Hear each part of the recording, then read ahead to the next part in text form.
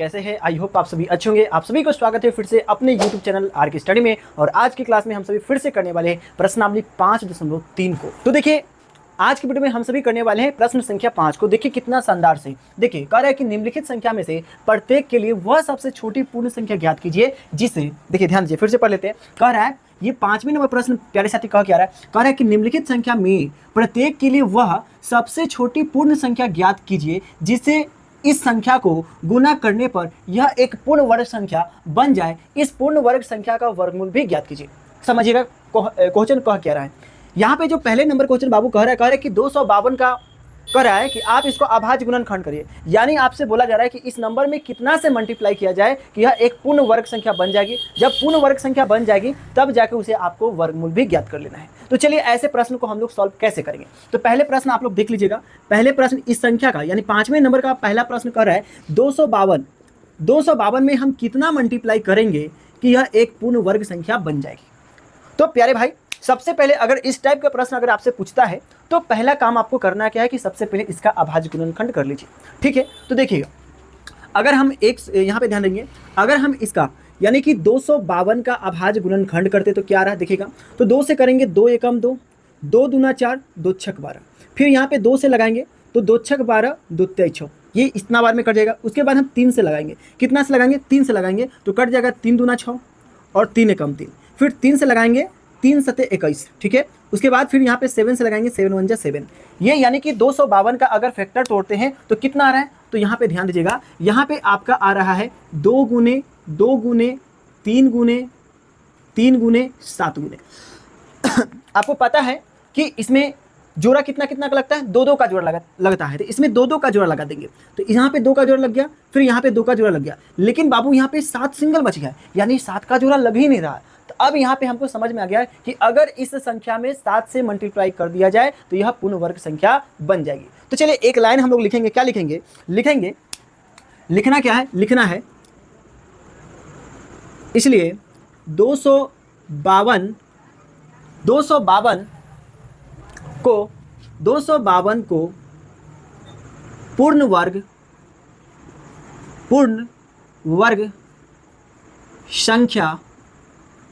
संख्या बनाने के लिए 7 से यानी 7 से गुना करनी होगी। बाबू अब यहां पे क्या लिखेंगे? अतः। अब लिखेंगे यहां पे अतः, यानी 252 में कितना से गुना करना पड़ेगा। तो लिखेंगे 252 गुने 7।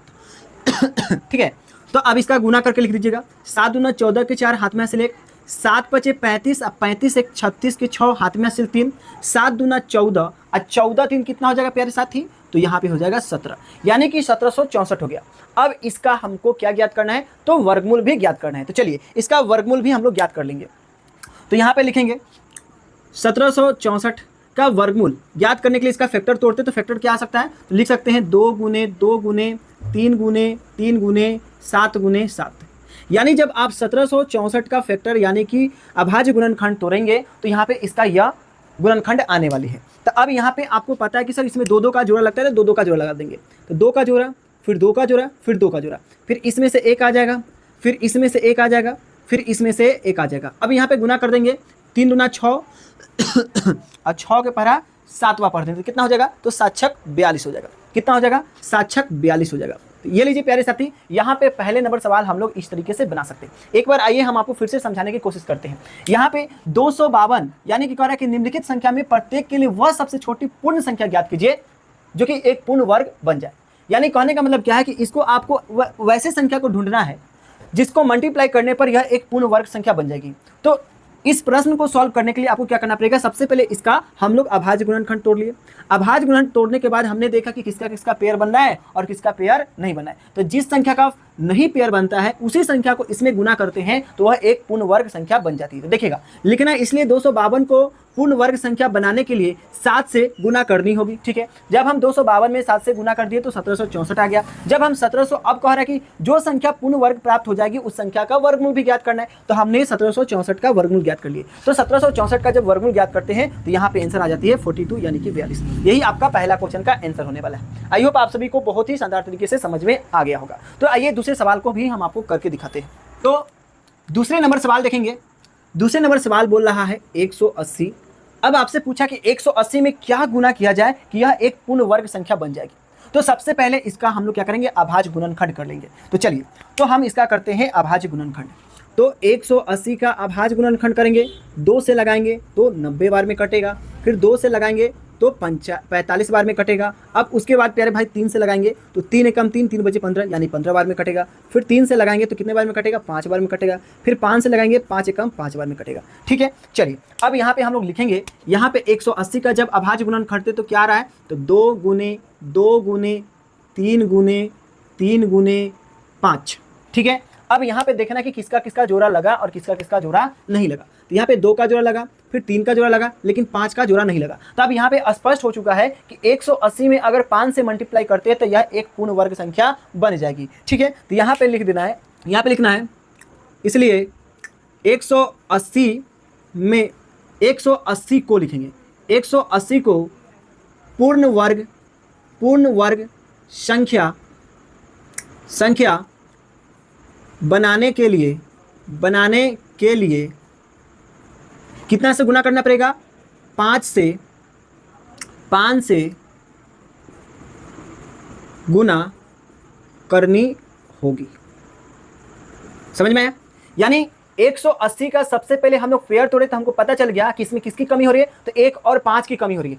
जैसे ही 180 में अगर 5 से गुना कर देते हैं तो यह एक पूर्ण वर्ग संख्या बन जाएगी। तो यही लिख रहे हैं कि 180 को पूर्ण वर्ग संख्या बनाने के लिए हमें 5 से गुना करनी होगी। ठीक है, अब हम गुना करेंगे तो लिखेंगे अतः, क्या लिखेंगे, अतः 180 गुने 5। चलिए गुना कर लीजिएगा तो 900 हो जाएगा। कितना हो जाएगा, 900। अब यहाँ पे इसका वर्गमूल भी ज्ञात करने के लिए बोला है, तो हम इसका वर्गमूल ज्ञात कर लेंगे। क्या ज्ञात कर लेंगे, तो यहाँ पे हम लोग वर्गमूल ज्ञात कर लेंगे। यहाँ पे लिखेंगे 900 का हम लोग वर्गमूल ज्ञात करेंगे। तो इसका जब फैक्टर तोड़ेंगे तो कितना आ जाएगा, आ जाएगा 2 गुने 2 गुने 3 गुने 3 गुने 5 गुने 5 गुने। अब इसमें जोड़ा लगा लेंगे, 2 का पेयर फिर 2 का पेयर, तो इसमें से 1 निकल जाएगा, फिर इसमें से 1 निकल जाएगा, फिर इसमें से 1 निकल जाएगा। अब इसको सिंपल गुना कर देना है, 3 दूना 6, 6 पचे 30, यानी कि आपको लिख देना है अतः 900 का वर्गमूल 30 होगा। यही आपका आंसर हो गया, बन गया। क्या प्यारे साथी, आप सभी को दूसरे सवाल भी समझ में आ गया क्या? चलिए इसी तरीके से तीसरे नंबर सवाल को भी सॉल्व करते हैं। तो अब देखेंगे तीसरे नंबर सवाल भी हम आपको सॉल्व करके दिखाने वाले बहुत ही प्यारे तरीके से। तो चलिए, अब इस संख्या में भी पूछा है कि कितना से गुना करने पर यह एक पूर्ण वर्ग संख्या बन जाएगी। तो वैसे संख्या को ज्ञात करने के लिए सबसे पहले हम इसका क्या करेंगे, अभाज्य गुणनखंड करेंगे। तो चलिए, तो सबसे पहले हम इसका अभाज्य गुणनखंड कर लेते हैं, यानी लिखेंगे, अब इसका अभाज्य गुणनखंड करेंगे तो कितना से कट जाएगा, 2 से कट जाएगा, 2 पचे 10, 0 यहाँ पे 4, फिर यहाँ पे 2 से कट जाएगा, 2 दूना 4, 2 पचे 10, 2 दूना 4। ठीक है, फिर यहाँ पे 2 से लगा देंगे, 2 एकम 2, 2 दूना 4, 2 छक 12, फिर यहाँ पे 2 से लगा देंगे तो कितना बार में, 2 छक 12, 2 तेज 6। ठीक है, अब यहाँ पे लगेगा कितना से प्यारे साथी, तो 3 से लगेगा, 3 दूना 6, 3 एकम 3, फिर यहाँ कितना से लगेगा, 3 से लगेगा, 3 सते 21, 3 सते 21, अब 7 से लगा दीजिएगा, 7 1 जा 7। ठीक है, चलिए अब यहाँ पे हम लोग देख लेंगे इसका फैक्टर तोड़ दिया, कितना आया है, तो आया है इसका फैक्टर आया है 2 गुने 2 गुने 2 गुने 2 गुने, उसके बाद 3 गुने 3 गुने 7 गुने। अब यहाँ पे आप जोड़ा लगा के देख लेंगे तो यहाँ पे देखिए 2 का जोड़ा बन रहा है, फिर 2 का जोड़ा बन रहा है, फिर 3 का जोड़ा बन रहा है, लेकिन 7 का जोड़ा नहीं बन रहा है। तो यानी अब हमें समझ में आ गया कि इस संख्या में अगर हम 7 से गुना कर देते हैं तो यह संख्या एक पूर्ण वर्ग संख्या बन जाएगी। ठीक है, तो यहाँ पे लिख देंगे, क्या लिखेंगे, तो लिखेंगे एकदम प्यारा सा लाइन, इसलिए इस संख्या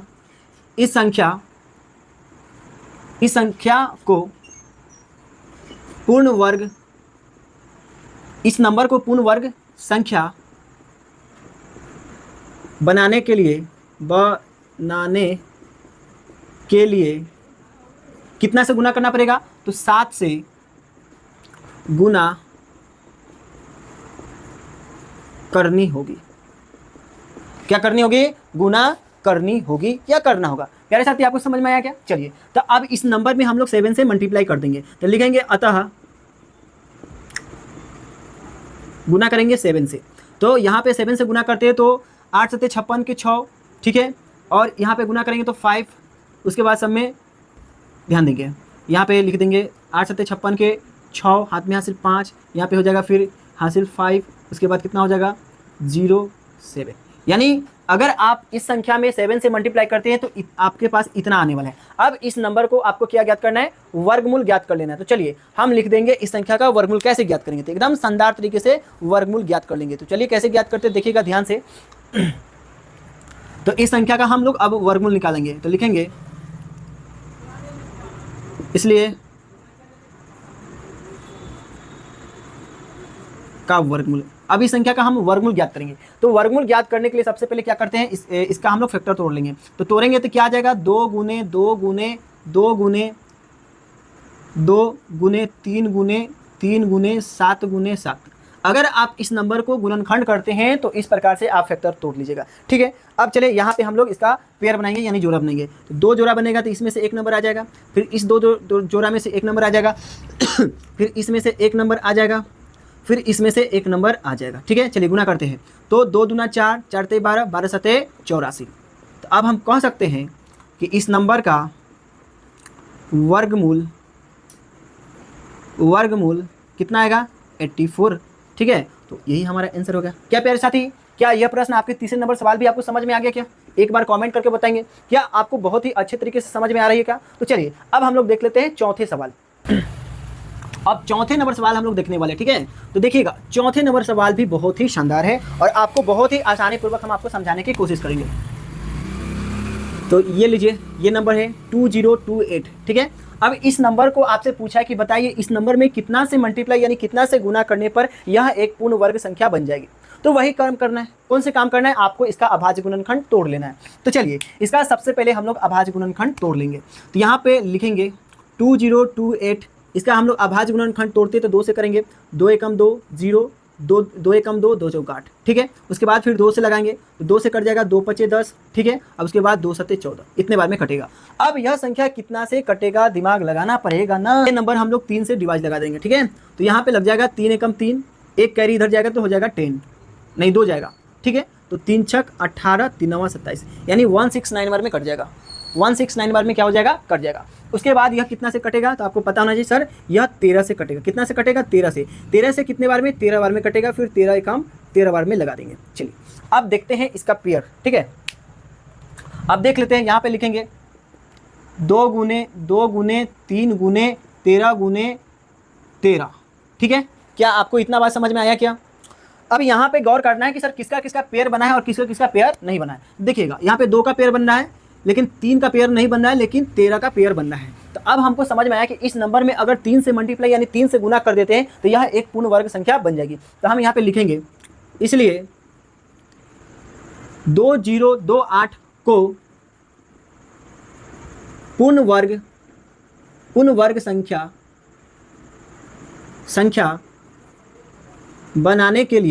बनाने के लिए कितना से गुना करना पड़ेगा? तो आपको समझ में आ गया कि सर 3 से गुना करना पड़ेगा। तो 3 से गुना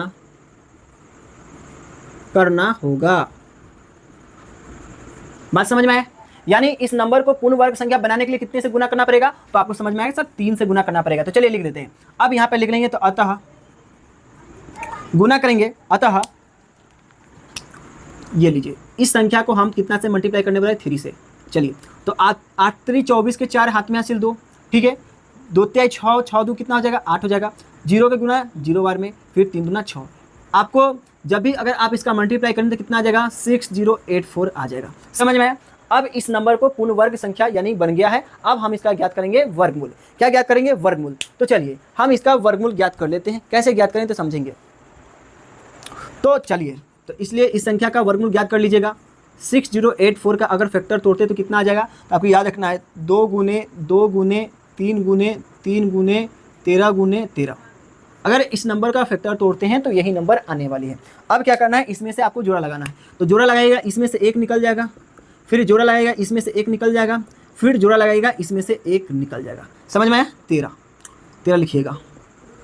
अब इसको मल्टीप्लाई कर लीजिएगा, ठीक है। 13 दूना 26 और 26 के 3 बार गुना करिएगा तो कितना आ जाएगा, तो आप कमेंट करके बताइएगा बाबू। तो इसका आ जाएगा 78 आ जाएगा। कितना आ जाएगा? 78। यानी इस नंबर का वर्गमूल कितना आ गया, तो 78 आ जाएगा। तो हम लोग लिख सकते हैं 6084 का वर्गमूल कितना होगा, तो याद रखेंगे 78 होगा।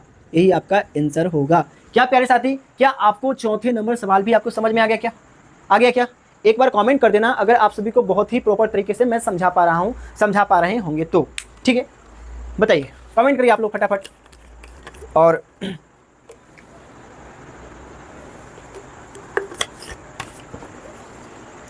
चलिए अब हम लोग देखेंगे 5वें नंबर सवाल। 5वें नंबर सवाल में कह क्या रहा है? 5वें नंबर सवाल भी बहुत ही इजी है। अब हम लोग 5वें नंबर सवाल देख लेते हैं। 1458 यानी कि 1458 है। तो यहाँ पे लिखेंगे 1458। अब इस नंबर में आपसे पूछा कि कौन से नंबर से इसमें मल्टीप्लाई किया जाए कि यह एक पूर्ण वर्ग संख्या बन जाएगी। तो डरने की कोई जरूरत नहीं है, सिंपल आपका इसका अभाज्य गुणनखंड कर लेना है। अभाज्य गुणनखंड करेंगे और देखेंगे कि किसका फैक्टर का पेयर नहीं बन रहा है। जिस संख्या का पेयर नहीं बनेगा उस संख्या से इसमें मल्टीप्लाई कर देंगे। मल्टीप्लाई करते ही हमारा पता चल जाएगा कि यह एक पूर्ण वर्ग संख्या बन गया। उसका सिंपल हम लोग निकालेंगे वर्गमूल। तो देखिए, तो लिखेंगे 1458 का हम लोग तोड़ेंगे अभाज्य गुणनखंड। तो यह 2 से कट जाएगा, 2 सते 14, 2 दूना 4, 2 नमा 18। ठीक है प्यारे साथी, क्या आपको समझ में आया क्या? इसके आगे बताइएगा, इसके आगे आप बताइएगा यह कितने से कटेगा, बताइए, कमेंट करिए। सिर्फ आपको वीडियो देखने से काम नहीं चलेगी। तो हम लोग इसको 3 से लगा सकते हैं, ठीक है।